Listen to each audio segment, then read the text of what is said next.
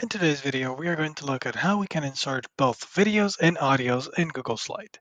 So for both of these, we are going to go into Insert, and from there we are going to have both options, audio and video.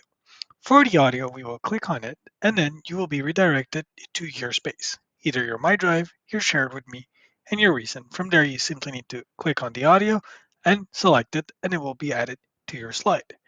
For the video, that being said, there's a couple of extra options. If you click on Insert and go to Video, you can directly search a video from YouTube by URL if it's a video that is not within YouTube or in Google Drive.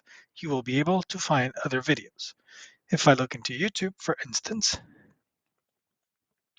and I look, you will be able to find further videos. Same for your URL, and in your Drive, you will be able to add the videos that you already have there. And then in it, you can afterwards decide a couple of formatting options. And that is how you insert both a video and an audio in Google Slides. Thank you very much. Have a good day.